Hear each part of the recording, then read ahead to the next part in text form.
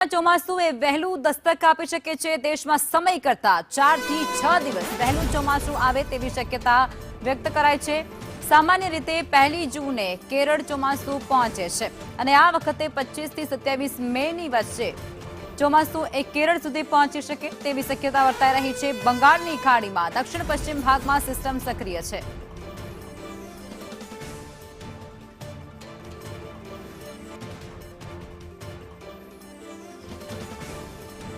અને આજ મુદ્દે સંવાદદાતા હિમાંશુ અમારી સાથે જોડાઈ ચૂક્યા છે।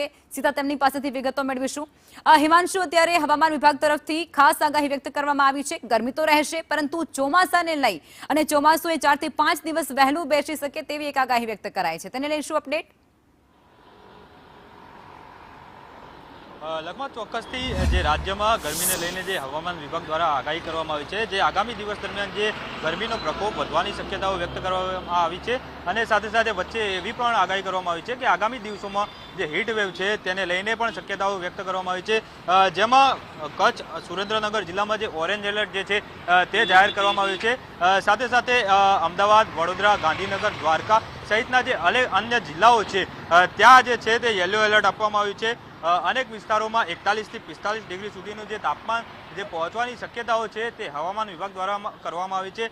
ઉપરાંત જે સામાન્ય રીતે ચોમાસું જે કેરળમાં 1 જૂને બેસતું હોય છે, પરંતુ આ વર્ષ દરમિયાન જે છે તે 24 થી 25 મે સુધી જે કેરળ ખાતે જે છે તે ચોમાસું પહોંચી શકે છે।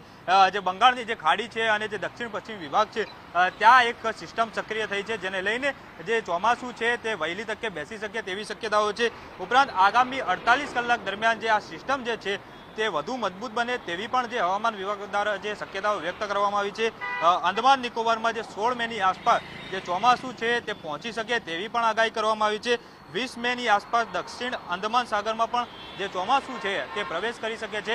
એટલે કે આ વર્ષ દરમિયાન જે ગયા વર્ષ કરતાં જે ચોમાસું વહેલું બેસે તેવી શક્યતાઓ જે હવામાન વિભાગ દ્વારા કરવામાં આવી રહી છે। ઉપરાંત જે આગામી દિવસો દરમિયાન જે હવામાન વિભાગ દ્વારા આગાહી કરવામાં આવી છે, જે મુજબ જે અમદાવાદ સહિતના જે વિસ્તારો છે અને અન્ય જિલ્લાઓ છે ત્યાં પણ ઓરેન્જ અને જે યલો એલર્ટનું જે આગાહી છે તે કરવામાં આવી છે। ઉપરાંત જે હીટવેવની છે આગાહી પણ કરવામાં આવી છે। લખમાં આભાર હિમાંશુ।